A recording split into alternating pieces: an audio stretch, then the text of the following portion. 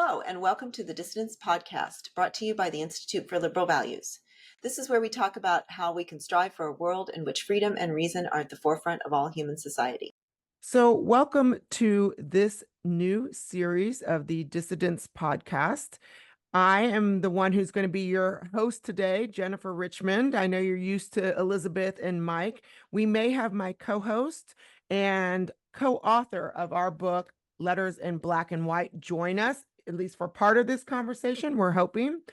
But the reason that I have invited Brent Hamacheck into this podcast is he has a book called Dissidently Speaking. So, first of all, the name of the podcast is The Dissidents. So there's that. But the reason that Wink and I became so interested, Brent, in your book is because we use the term dissidents so frequently in our book. I would think we even if we label ourselves dissidents, even to the extent that we have decided that the way language has been used, particularly in our book around race, has been very damaging and very polarizing. And so we want to speak true words with real meaning. And I think, you start off your book really hitting home that so often we don't even define our terms. So before I get to that, let me tell you a story that Wink might come in and share as well. When Wink and I started our conversation, I had just gone to a DEI training and I'd written about it because it was so disappointing to me, the way we use language to separate, divide, and collectivize identities. So I wrote about it, and I didn't write about it in flowery terms at all. And yet, there was still some language that kind of seeped into my own consciousness. For example, white privilege. And so when Wink and I started, the way our book started was he wrote me after reading my piece and wanted to start a discussion. And at some point in our discussion, I said the word something like white privilege. And he was thoroughly offended. He was thoroughly offended. And what was nice though, he kept the conversation going to share why he was offended with this term. And so that's kind of like where the start of our book was. But until we defined our terms, I mean, that was a break point for us where we almost didn't continue our conversation because of language. So I'd love for you, let's just start with you. I gave you a little bit of my background, my story, why we consider ourselves dissidents. What brought you to write this book? What is dissidently speaking? What does that mean to you? Let's define our terms. Sure.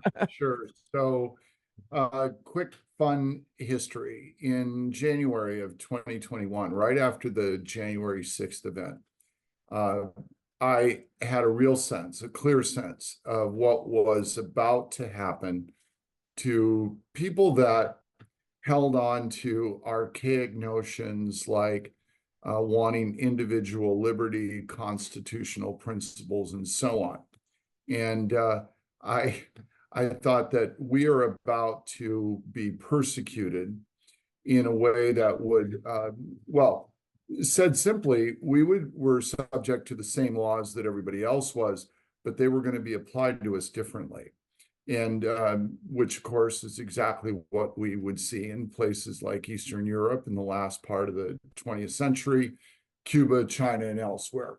So on paper, we were going to have the same rights, but in effect, we weren't going to be treated that way by the government.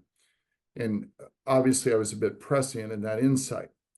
And so my thought was that given what I believed we were about to face, that we were going to have to start to embrace some of the tactics and the resolve and characteristics of the dissidents in those countries who pushed back persistently, relentlessly with inside the system, pushing out against the walls of it for so long before they finally made it collapse.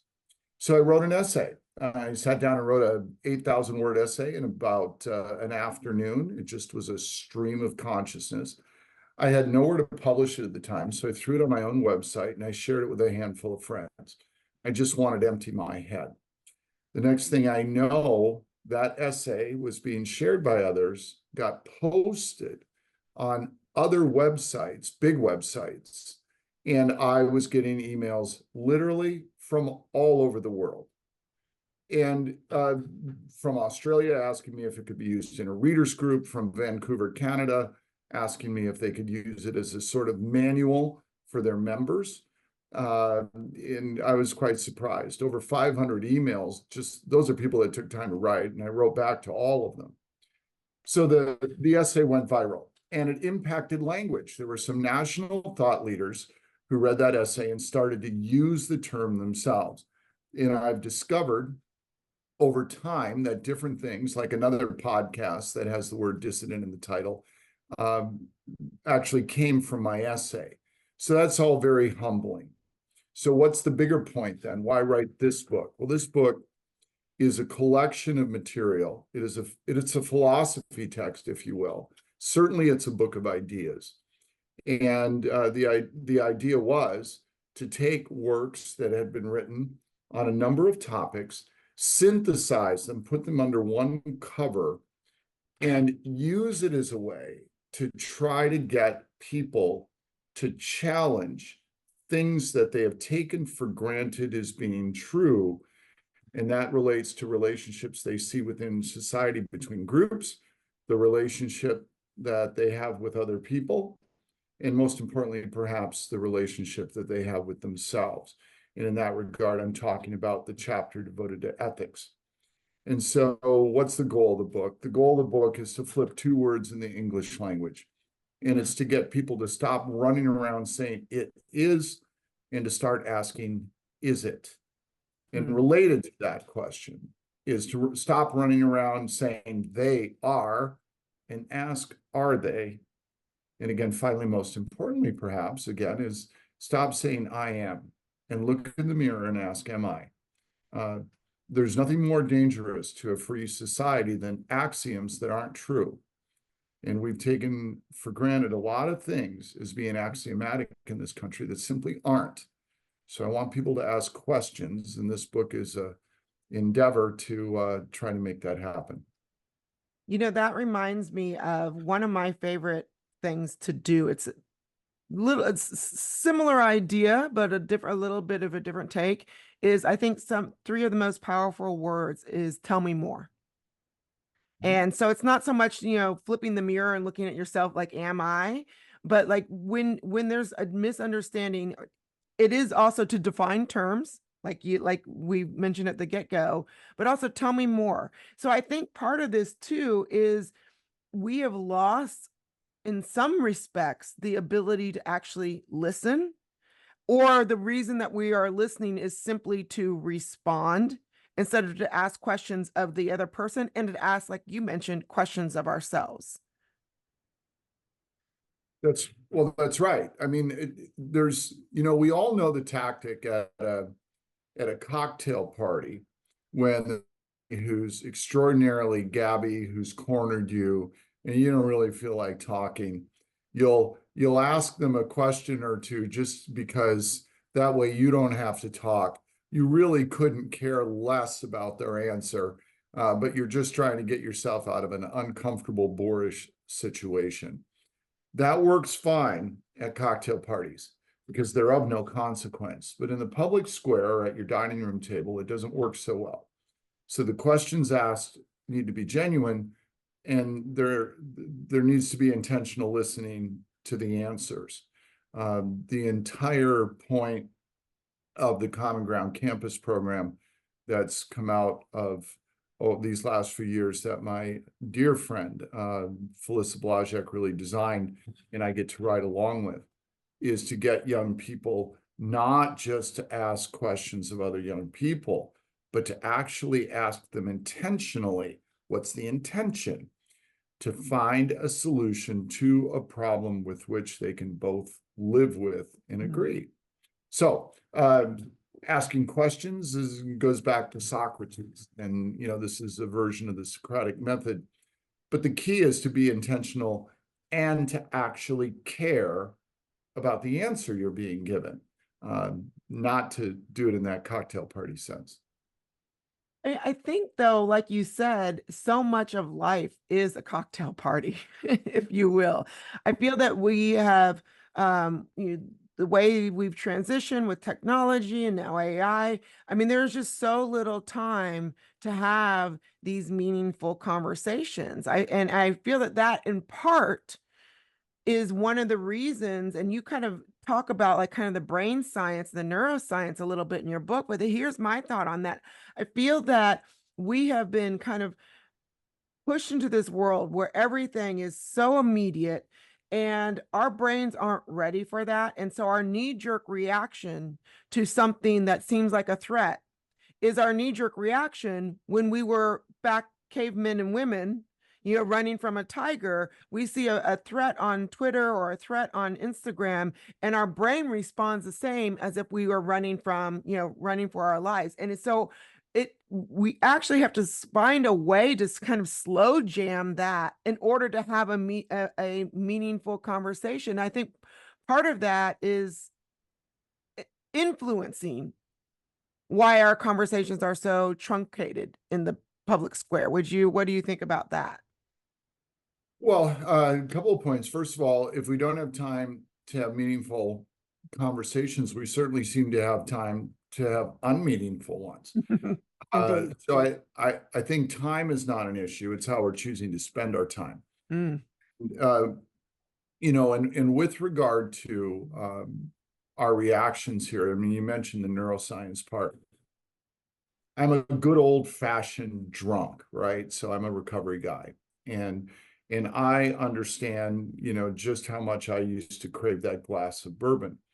The argument I make is that people in America today are craving confrontation as addicts. They're looking for it.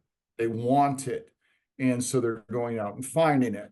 We have a tendency to want to blame social media for this, but I would push back on that. I mean, if I'm sitting alone in an empty bar and there's nobody there, and the bartender leaves the lights on, walks out, and puts an open bottle of Jack Daniels in front of me and a glass of ice, it is me and only me who decides whether or not to pick up that bottle and pour. Right. So the idea that we blame social media is wrong. It's childish. It's the same thing as if I wanted to blame a friend or family member for my drinking.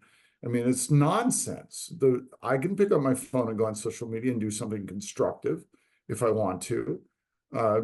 It's my fault. The proverbial me, the proverbial us. It's our fault. Not a handheld device, not Mark Zuckerberg's, not Elon Musk's.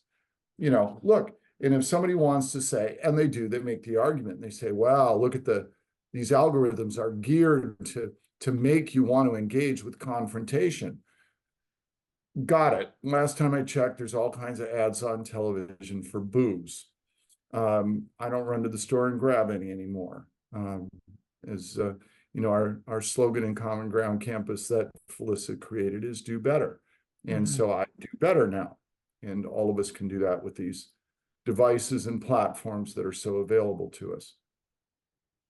I hear what you're saying, and I agree in large part. I really do think that we should be doing better. I really think that it does come down to personal responsibility. I take that very seriously as well. I feel though, I guess what I'm saying is it's both and it's not really either or. I do believe we need to take that personal responsibility, but part of it, and I think you mentioned this in your book, correct me if I'm wrong, but part of like being the addict is actually recognizing the addiction, right? And so I think too, with our addiction to say social media, we've got to, I mean, and again, I feel that some of the things that are on social media create those reactions that we have. And so I think it's our responsibility to understand that and then to do better. But I don't know that all of us have kind of made that connection. Right. Well, and so I've always felt I'm gonna liken social media to a different type of addiction. So I've always felt that the most difficult type of all the addictions to overcome. Of course, you can be addicted to anything, but of the ones that are recognized, the most difficult one to overcome is an addiction to food. Why is that? Well, look, if you're addicted to drugs or alcohol, your choice is binary. It's either continue or die or stop and live. That's it. There's no in between. But if you're addicted to food, your choice isn't, I mean, you could say, let's see, I'll stop or die, or I'll continue as is and die, right? You can't stop or you'll starve to death. So what do you have to learn to do? You have to learn how to manage the addiction. Social media is very much the same way. We live in a world now that's technology driven. Most of us, unless we, live in the hills of Montana and are totally self-sustained, we literally can't function in the business world or anything else without some form of participation on platforms, certainly not by avoiding technology. You can't do it. So what's the trick? Well, the trick is to maybe go to Overeaters Anonymous and sit in on some of those meetings and learn how people come to be able to manage an addiction to something that they have to continue to use. We have no way really to escape the world of technology, but we do need to manage our consumption of it, because right now we're overeating and we're getting extraordinarily fat on confrontation. I like that analogy as far as addiction with food versus necessarily alcohol. Wink, welcome to our conversation. It is great to have you here. My apologies for being late. I had written the 9 o'clock on my calendar, so I apologize, Brent Not a problem. Jennifer. Glad you're here. Yeah, Wink, and I've already, in introducing Brent, I told a little bit about our story of me using the term white privilege and that having kind of it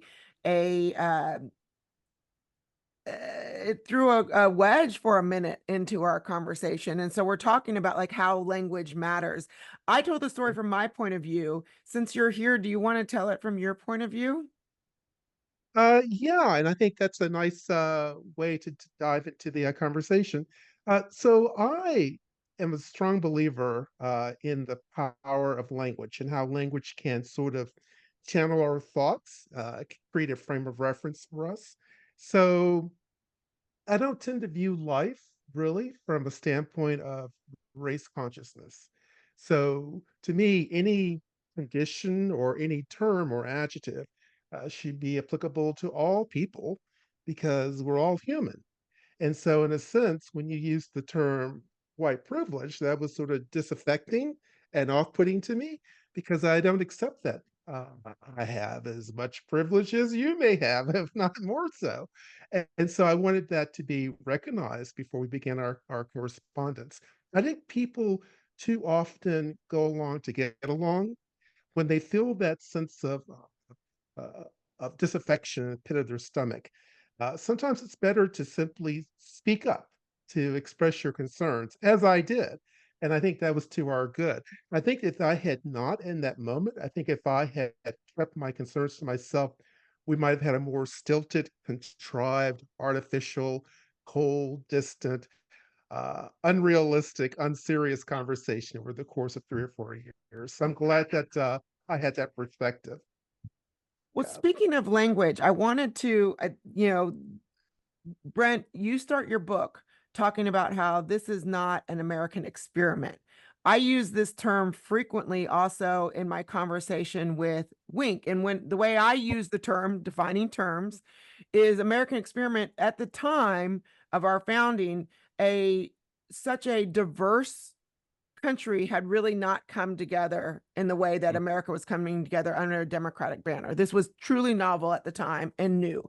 And so hence, for me, that's where I call it the American experience. A lot of democracies that we see today are much more homogeneous. Sorry. Look at it. My language Homogeneous words. Homogeneous, right? Homogeneous, homogeneous. Yeah, I think both go. But anyways, that was where I used the term experiment. And I would argue, even though a lot of European countries have become more heterogeneous. See, I can't. I'm trying again. Sure. Heterogeneous. I think that that's where I use the word experiment, and I really do believe that a democracy based on this level of diversity, I believe in it so much, but I do believe it is an experiment. I do believe it has new challenges. Can you? I know why you don't like the word experiment. Can you tell our audience what you would use instead? Is that question to me or to Sure. Brent? To Brent. To Brent. Okay. So, yeah, and not so much not liking it, just trying to frame the way to look at it differently. It's not about an either or. I just think there's a better way to look at it. And before I answer, just real quick with regard to something Wing said, look, we've gotten extraordinarily good in this country at labeling things, and we've become extraordinarily bad at describing them. And there's a difference. So the label, if I label something, it can obviate the need for me to describe it. I can just label it, swipe left, and I'm done. Ask me to describe what I've labeled, and that requires more thought. And that's where people could start to say, I called it this, but now that I describe it, it doesn't really seem like that label fits, right? So great at labeling and bad at describing. And I think that's an important thing to point out. With regard to the American experiment, look, it's been called that forever. And I understand that in a very, look, we're the first and only country ever created purely on a set of ideas.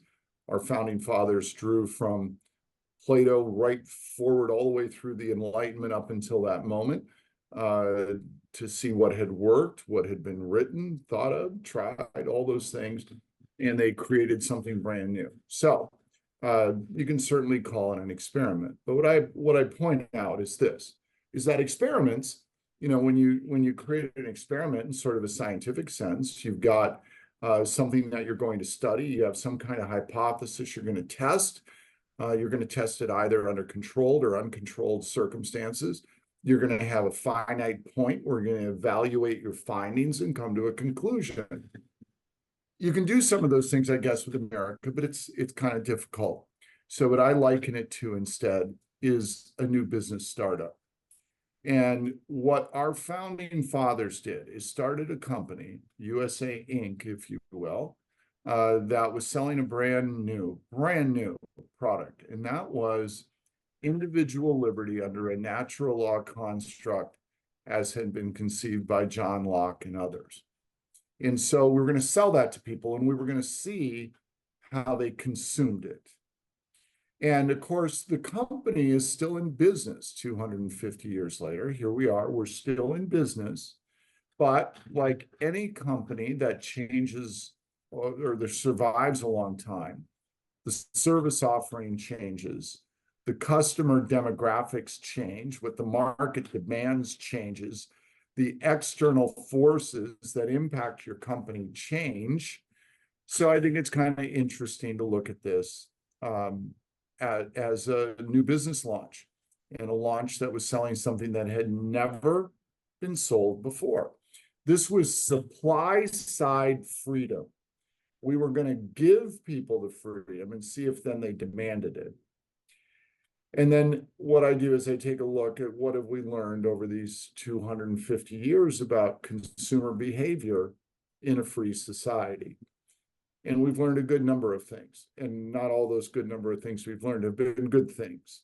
And we can look at the state of the country today, and we can sort of see evidence of that just at a glance.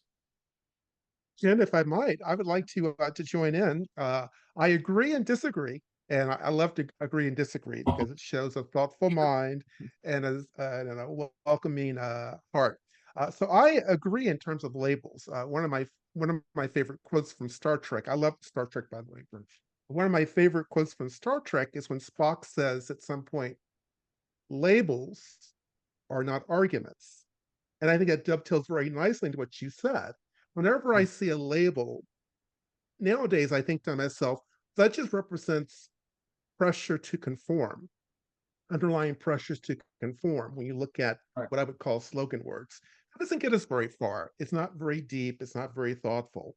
Um, Now, in terms of American experiment, I'm going to disagree just a little bit. I see where you're coming from with the analogy to America as a startup company. I get that totally.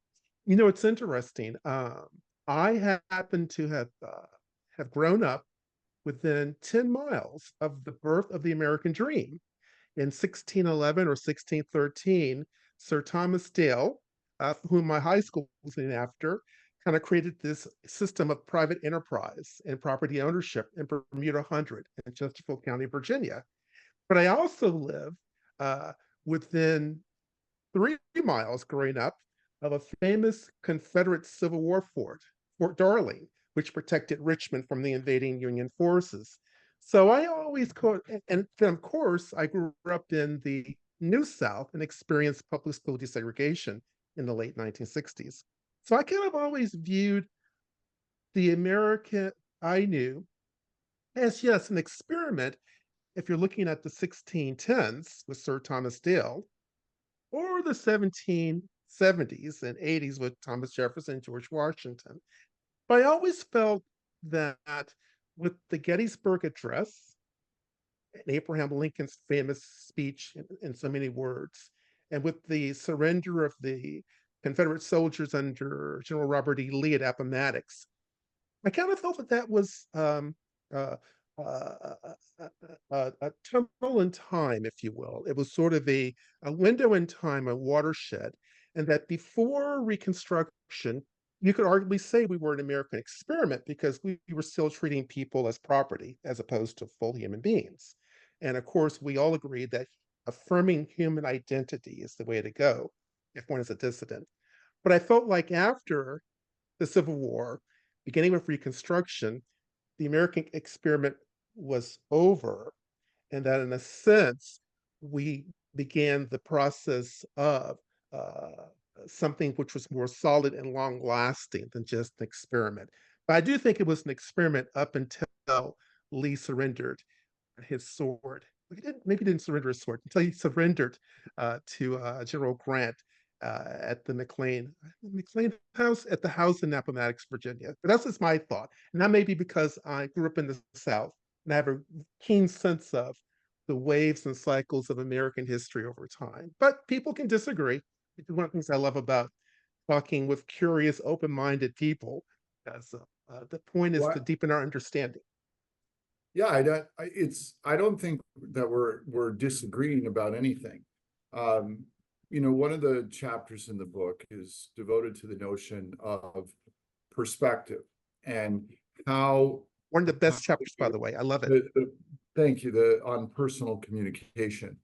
So we all take a look at facts, the facts of United States history in this case, if you will.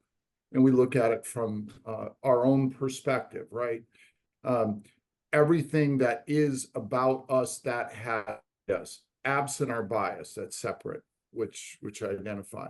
Perspective is your sight line. It's your point of view. Yes. And so it is in how you look at it. And of course, and then it's about, you can also, and for what we're talking about, you can create context. So I'm just simply saying, we're looking at the same thing from different perspectives. Your sight line and mine are different. But I'm just saying now, let's wrap it in a different context to consider it. So you can consider it as a social experiment. That's perfectly fine. I'm considering it just for a way to get people to think as this new business launch. But what are new business launches, if you think about them, they're social experiments. Because you're learning about your clientele and your market base and what works and what doesn't with human beings. So at the end of the day, our differences are virtually non-existent. Just different ways to wrap what we're viewing from our different perspectives. I love that. I love that, Brent. One of your favorite phrases in the book that I returned to over and over again was, is it? Is it? To always challenge a proposition or an assertion with that question. But here's my question for you, Brent. I've been thinking about this over the past 2 or 3 days. You've had a chance, I suspect, to look at curriculum called the Advanced Placement African American Studies program, which is being considered, I think, in Florida, Georgia, South Carolina, other southern states. And you've also had a chance to learn more about me. I sent you one of my Yeah. Substack essays about how I Yeah. became Black, quote unquote. So Yeah. my question is, Extraordinarily well written. well, thank you very much. And here's my question. I sincerely look at the words in that African American studies curriculum, the AP, and I don't see myself. Am I simply bringing a different perspective to the issue, which is why the words you use, and some of the words are colonizer, oppression, intersectionality. You could go on and on. When I see those words, they just don't resonate with me. Am I a victim of my small town, suburban, southern bias as a child of the 1960s? What do you think? Well, big question, right? I mean, Yeah. a big issue. So, in the context of looking at the curriculum and what's attempting to be taught, I mean, I smile because I laugh at the non-funny example that Puritan Christians in North America used to teach that there were things such as witches. So Yes. we know that human beings, under either the best or worst of intentions, whether acting for God or for themselves or for just humanity, can come up with ridiculously false, foolish, even evil constructs, right? So there's that. So what do you do about all that? Well, my brilliant partner's favorite words, since we're talking about language, she loves the word discernment. Discernment, Yes, it's a great word. Nice one, Great yeah. word. it's a great word, I right? love that word. And so what are we talking about? Well, it's extraordinarily difficult. I'm sure it is for the two of you. I'm going to make a bold statement that just sounds horribly, horribly arrogant. I don't mean it that way. It's really difficult to trick me when it comes to matters of history and public policy and those kinds of social arguments. Why? Am I incredibly brilliant? I don't think so. I'm of, slightly above average intelligence. But what I do always is I practice the use of that word, discernment. And I think like a skeptic, and I'm always asking, is it? And what we can do to overcome subversive curriculum in any form, what can we do to overcome Puritan saying people are witches? We can stop and ask, are they? Is there such a thing? Right? This is dribble. It's nonsense. And we can spot it, and you can't fool us. Why? Because we stop and we take a moment to ask a question and challenge it. And we use our reason and our knowledge and other things.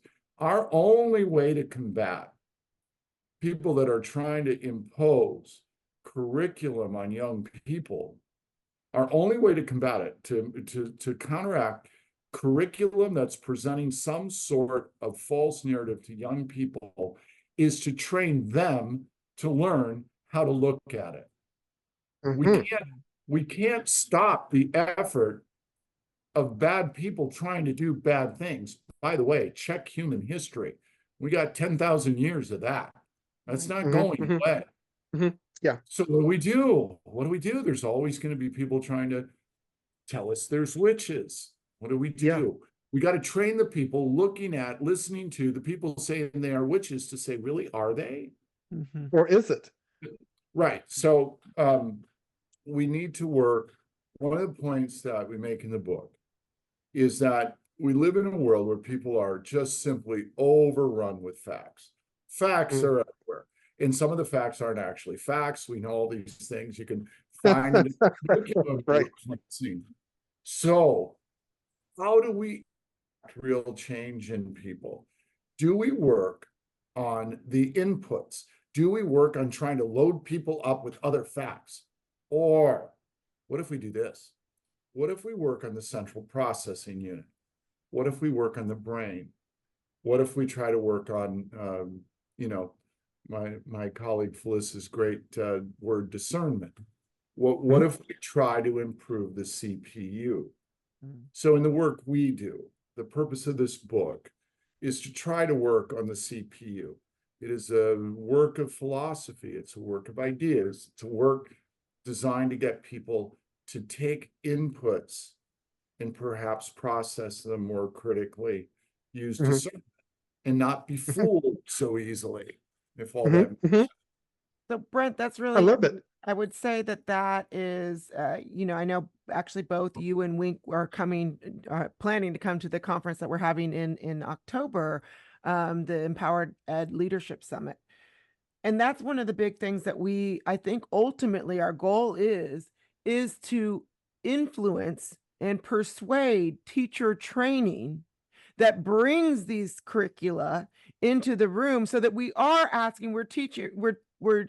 teaching our teachers how to use discernment and what they're using in the classroom. We feel like that's more important than actually like teaching the kids something new. I mean, the thing is, you're always going to have teachers that are coming in with, certain biases and views and whatnot. And so really to use discernment in our teacher training. But I'll go back to what we were talking about before Wink got on. My fear is, and I think this is all doable. I'm optimistic about it, but my fear is that something in the busyness of the era, in the new ways that we communicate through technology, I feel like we've lost that discernment to the extent that we had it in the first place. I feel like there has been I mean, did we ever have discernment and now it's like less? I think so. I think critical thinking was more in vogue, if you will, at least when I was growing up, what I was being taught. And I see now also, I have and Wink also has some kids, and I don't see the same curricula being taught, the same value for discernment. And I think that's partly a product of our era. What do you think about that? I think it's inescapably true. I think the area where we see it more in evidence perhaps than anywhere is in the world of medicine, where we aren't producing Dr. Houses anymore, if anybody knows the TV reference. The TV show. Yes, That yes. great diagnostician who applies reason and a priori knowledge from prior cases. So there's empiricism, there's the scientific method, there's all of those things, right? And he's got to figure it out, and he always does. We're replacing that with algorithms that both diagnose and set treatment paths based on likelihoods and probabilities and calculated outcomes and all those things. Well, if that always works, I guess that's fine. Of course, it doesn't. The other thing, though, is it takes away from the skill set of humans to do it, because it requires practice. And if in something as important as medical school, where literally you're learning about things that impact life and death, you're no longer being taught to think critically, and you're relying on an algorithm. Here's a question: forget medicine. What about when you go home at night? If in your day job you're relying on an algorithm to give you an answer as to what to do, what do we do then when we get home and we're left on our own to address other issues? Well, until they've written an algorithm to tell us what to do in every single case, we're left on our own. And we're not learning how to think critically. We're not being taught that in schools. Logic and philosophy are disappearing from curriculum as somehow or other being superfluous and not needed. And so we've got a bunch of humans running around relying on incomplete technology and imperfect technology to help them decide what to do. And we're not doing well, and we need to do better. I think that's a wonderful point, and I hope there's more research and scholarship into the impact of algorithms on critical thought and critical thinking. Two quick examples. Example number one: Ken and I were very put off by the 1619 project, which I'm sure you're aware of, that was produced by Hannah Jones. And I think that's because we felt there was far more to our American story, that there was a tremendous cherry picking of the negative, and the positive was either discounted or airbrushed out of existence. So we produced over the course of 2 or 3 weeks an alternative 1619 project, Longer. and we literally It was longer, but go on. longer. Okay, okay, being It was an conservative, effort but in love. It was yes, truly. right, right. Anyways, And we literally went through every line of the 1619 project, every essay, every scholar, to provide rebuttal pieces, the other side of the story, if you will. So maybe a few months ago, Jen, I was just curious. I did a Google search, mistake number one, a Google search to see, well, how much had it been picked up by the search engine. Brent, I think there were, what was it, Jen? Like 6 search results for the alternative 69. It was something in the single digits. I remember that because I shared it with you. And then I looked at the 1619 project, hundreds of thousands of search results. And I just thought, well, there you go. If you're a little kid in school and you're researching the 1619 project, you're going to be bombarded by the algorithms with this frame of reference. And that alternative frame of reference is just going to be, what's the word, shadow banned? Second example, and Brent, you may have heard of this. There's a famous study. It's called the Dartmouth Scar Experiment, whereby some psychologists decided to see the impact of suggestion on mental consciousness. So they told these beautiful women, college students, that they were going to be in a study, and they were going to put a scar on their face through cosmetic touch-ups, so they could see how employers' interviews would react to them with a scar on their face. Now, before the beautiful college kids went into the room for the interview, the people who were doing the study said, "Oh, wait, he touched it up just a little bit."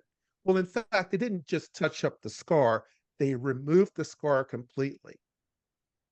So when the kids went into the interview room for the interview, their mental consciousness was, I've got a scar on my face, and the point is to see how these guys interact with me. And of course, an overwhelming majority of them said, yeah, I felt discrimination. I could tell that they were looking at that scar, and I felt that implicit bias, for lack of a better word. In fact, there was no scar, so there was no bias. It was the power of the mental suggestion that altered their conception of how they were treated. So I thought that was a very powerful study, and I actually wrote about it on my Substack. So I decided to do a little Google research to see how the algorithms were treating this Dartmouth Scar experiment, which I thought was very important.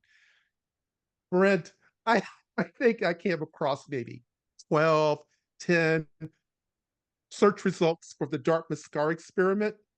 Right. And then I typed in oppression, hundreds of thousands of results. I typed in racism, hundreds of thousands of results. And it just occurred to me, the algorithms did not like the Dartmouth Scar experiment, when in fact, it's a very profound insight into the power of suggestion and how people perceive themselves as the victims or not of bias. So those are just 2 quick examples of how I can see algorithms just discounting more profound and different ways of looking at reality and the human condition. And it's troubling to me at a certain level. Right. Well, look, you when you make points, you make big ones, right? And so let's try to unpack a little bit of it in Sure. different pieces. With regard to the technology piece and search results and that sort of thing. Yes. It is a great, fascinating paradox. It is a bit of a paradox that we live in a time where we have greater access to communication and information than at any moment in human history. And it is that access that makes us easier to control and manipulate. One should not beget the other, but it is perhaps the unintended consequence. Right. So because he who controls the algorithms and encryptions controls the information that's so widely available. So is it really available? What information is available? With regard to the study, I mean, I am familiar with it, and doesn't it just, it goes to show different things if it's in order to want to look at it different ways. It demonstrates in part sort of this natural human level of sort of self-consciousness and our how we're always on some level a bit insecure. And it does also show this more modern, perhaps, human proclivity to claim victimhood. If you can claim victim status for anything, then the next thing you get to do is say that I am a victim, ergo I am entitled to some form of compensation for having been made a victim. Compensation in the broadest sense doesn't have to be money. So we're sort of insecure people, almost creatures almost by our nature. Tell us we're blemished and we'll feel blemished and we'll be self-conscious. Yes. Tell us then further within culture that if you have that blemish, that'll make you a victim, and that means you ought to get something for that, and we embrace that quickly. So just some thoughts on your thoughts as we unpack. So something, if we are true dissidents, the three of us, if we are true nonconformers, if we are true individualists, if we are true believers in internal locus of control, is there anything we can do at our individual level to redress the manipulative influence of the algorithms, or is it just a hopeless cause in the year 2024? Well, now we're back to discernment, critical thinking, and asking. So again, it's pretty hard to trick me. And again, it's not because of some great inherent intellect. I'm not much smarter than anybody else, but I have a constant awareness of not wanting to be tricked. A good amount of my time, well, I shouldn't say a good amount of time, it doesn't take up much time, but something that happens not infrequently. And a few years ago, I was with a group of high school guys. We get together every year. There's 13 of us, class of 1980, Sault Ste. Marie, Michigan. And I was telling them about how in my role in media and so on, I get hit with a lot of things on social media or something where people are popping up a conspiracy theory about something. This is going on and that is going on. So we're sitting around in a big boathouse type thing or cabin in North Carolina. And as I'm telling them this, I get a message in on my phone from somebody who's talking about the IRS is doing something fishy with tax ID numbers. And I say to them, okay, guys, I'm looking at this and it all looks real. And I said, I'm gonna take a few minutes. And so I did. And what I was able to uncover in less than 3 minutes time is what the site that these people were referring to was not a real site, that the actual IRS site for tax ID numbers was just fine. The theory about what was being circulated as being behind all this was completely false because it wasn't happening in the first place. And this happened to happen in real time while I was sitting in a room full of friends talking about it. Now, am I any smarter than anybody who circulated that? Of course not. What's the difference? I checked. And so this great, and when you're pointing out about how the algorithms hide information, they do.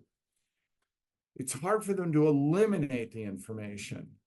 So if you're looking, if something seems odd, if you're hearing something and you look and you can't find an answer, look harder, look deeper, and stop for a moment. And until you can actually really and truly verify it, don't buy it, right? So that's another thing in our busy lives. One of the great things we can do to save ourselves a little time is just believe what we hear. And that's easy. Okay, oh, I heard something must be true. Good. I don't have to worry about that. I'll just believe it. Right. And now I can go back to Netflix because they just dropped the 4th season of God knows what. If you want to be a better citizen, if you want to be a more thoughtful human being, you're going to have to invest a little bit of time. Right. But it's just like drinking, through a fire hose. At some point we do make shortcuts. We do use labels, because we're constantly drinking through a fire hose. And that kind of leads me back now to labels. And Wink, before you came on, we decided there was so much here to unpack that we would make this a series. So we'll end at in the next 5 minutes or so, towards the end of the hour. But I wanted to touch on this before we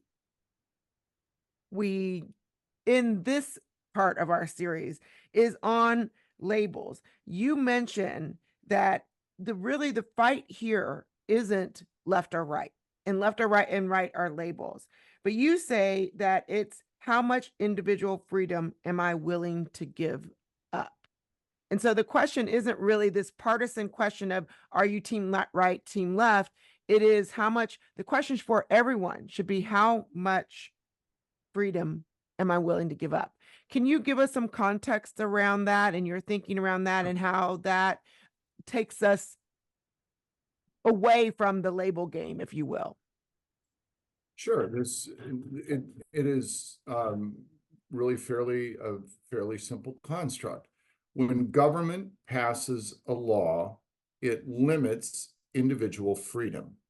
It's sort of definitional, right? We have a law, which means something either has to be done or can't be done. So that limits freedom by definition. So when we get together and form a social contract and live together in a civil society, we all know that part of what we want to do in that case is solve problems, all kinds of problems.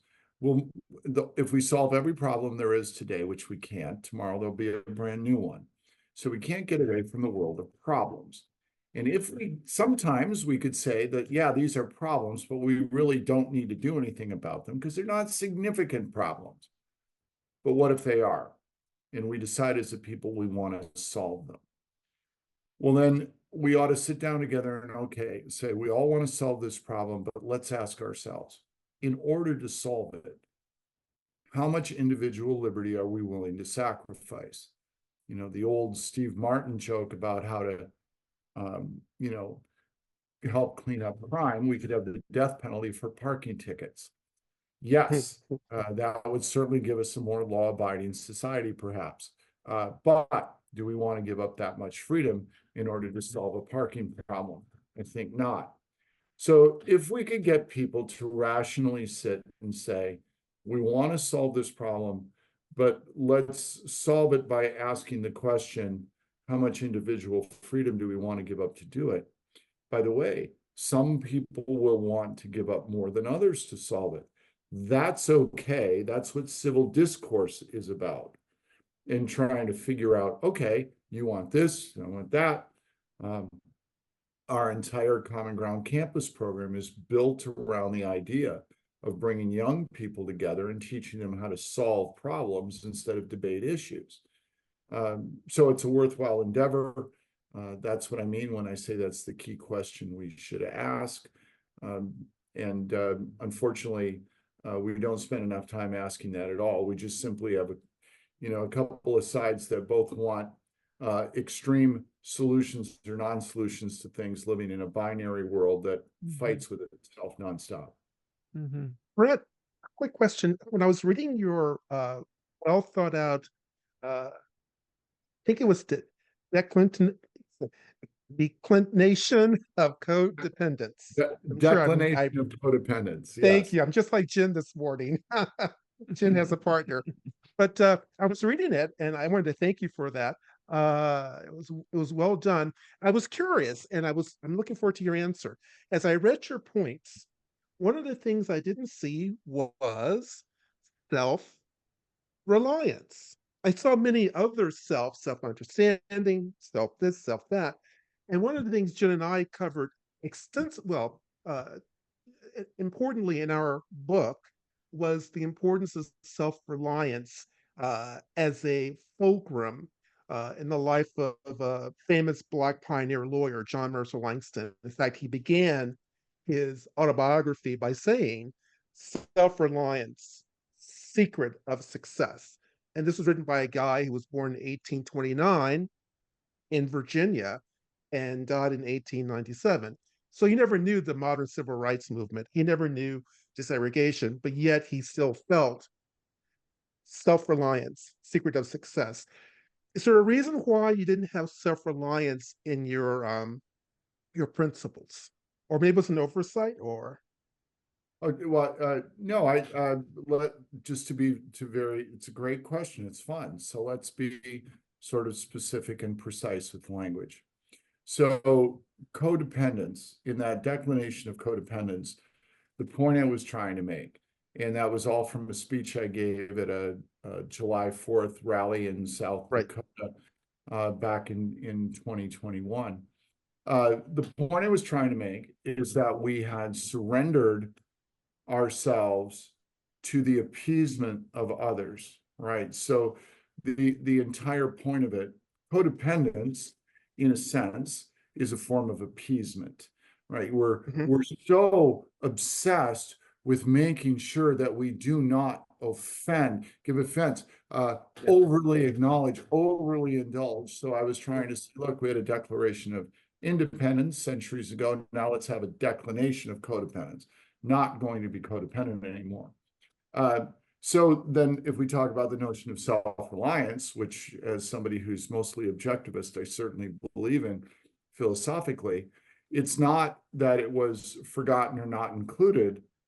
There is on some level a sense that it's implied that if you're not going to be overly committed to the notion of appeasement of others, well, then at least then you'll be more independent, right? And of course, but being independent doesn't mean that you would be self-reliant. It actually is a separate topic. It could be, okay, I'm not going to appease you, but I'm not going to take care of myself either, right? Oh, true. Yeah, right. So it is, it's not that it's forgotten, it's that it is a whole separate phenomenon, perhaps for another speech to be given in time. But it's a great question. It's fun. Absolutely. Yeah. And I think that there's so much more to discuss. So for our audience, I think there's ethics to discuss. There's I want to talk about slogan words and dogma. And I want to go back to, I want to start our next conversation really on this idea of labels and labeling ourselves, because we do it. You asked Brent at the very beginning, we have to turn that mirror sometimes, not only on other people, but on ourselves. You did it yesterday, Jen, remember? Yeah. And so, I mean, and Wink, actually, well, probably not enough time to get into this, but here's the thing. What Wink is referencing is, I mentioned something that was, and I actually want to get into this too. I mentioned something that was written that was a right-wing screed, and Wink said, Brent, he was funny because we've been reading your book, and he goes, right, what would Brent say about that? Are you labeling? Right. And I said, and again, we'll get into this in our next conversation. Yeah. Screed, that was my word for it. But right wing, he labeled himself as this. And so therefore I felt I don't know, should I have used his labels? I think. Right, because aren't you breathing power into his label? And if we don't like labels, it just shouldn't matter whether or not the person uses the label themselves to self-identify. The danger is the power of the label, independent of where it comes from. I mean, that's my thought.